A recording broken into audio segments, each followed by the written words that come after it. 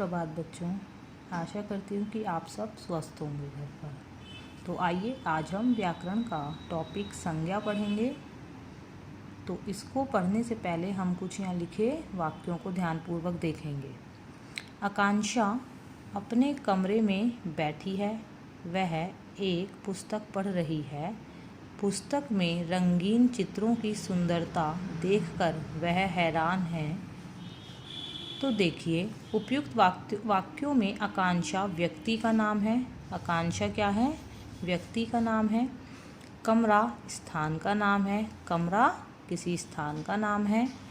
और पुस्तक वस्तु का नाम है और पुस्तक एक वस्तु का नाम है तथा सुंदरता भाव का नाम है।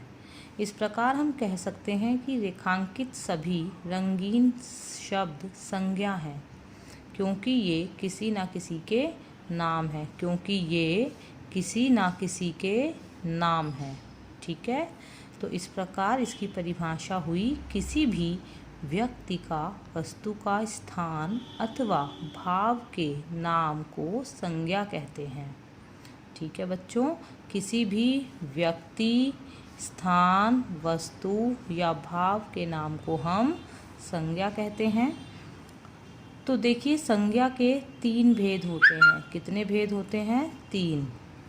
व्यक्तिवाचक संज्ञा, जातिवाचक संज्ञा, भाववाचक संज्ञा। व्यक्तिवाचक संज्ञा, जातिवाचक संज्ञा, भाववाचक संज्ञा। अब हम तीनों को विस्तार पूर्वक देखेंगे और इनको उदाहरण सहित समझेंगे। व्यक्तिवाचक संज्ञा, जो संज्ञा शब्द किसी विशेष व्यक्ति, वस्तु, स्थान या प्राणी का बोध कराते हैं, वे व्यक्तिवाचक संज्ञा कहलाते हैं। जो किसी विशेष व्यक्ति, वस्तु, स्थान या प्राणी।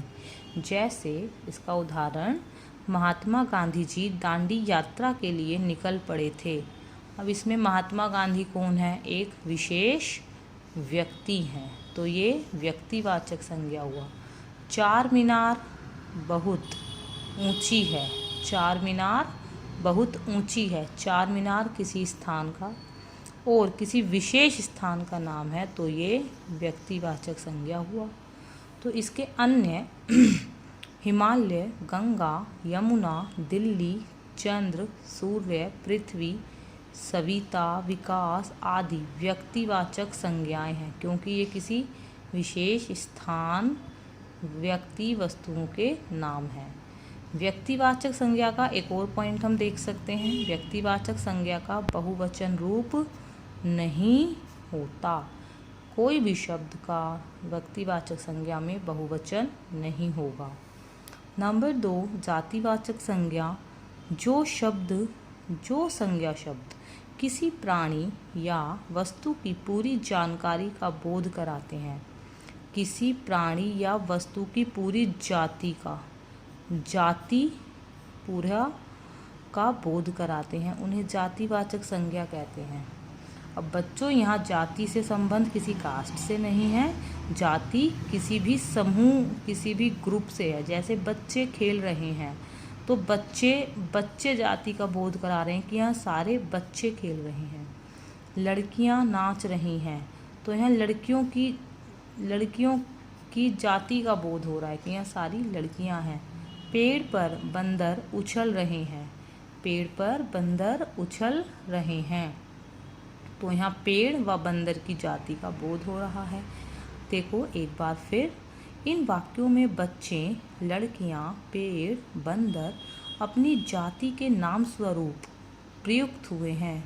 ये शब्द किसी व्यक्ति, वस्तु या पशु विशेष, किसी व्यक्ति, वस्तु या पशु विशेष के लिए प्रयुक्त नहीं हुए हैं, बल्कि ये पूरी जाति के लिए प्रयोग किए गए हैं। पूरी जाति को बताते हैं कि बंदर, तो मतलब बंदर जाति का बोध कराते हैं।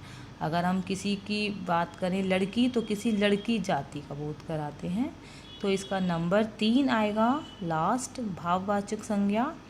देखेंगे, जो संज्ञा शब्द किसी व्यक्ति, वस्तु या स्थान के गुण, दोष, दशा या स्थिति का बोध हो उसे भाववाचक संज्ञा कहते हैं। इसका उदाहरण देखेंगे पहले हम। मोटापा स्वास्थ्य के लिए हानिकारक है। इसमें एक शब्द आया मोटापा। मोटापा क्या है इसमें? हम इन केवल भावों का अनुभव कर सकते हैं, इन्हें हम छू नहीं सकते। देखिए, इस आम की सुगंध ने मेरी भूख बढ़ा दी। इस आम की सुगंध ने मेरी भूख बढ़ा दी। सुगंध, आप सुगंध को छू नहीं सकते, सिर्फ महसूस कर सकते हैं। रमेश और रवि में गहरी मित्रता है। अब इन दोनों की मित्रता इतनी गहरी है कि हम सिर्फ फील कर सकते हैं, इसको छू नहीं सकते।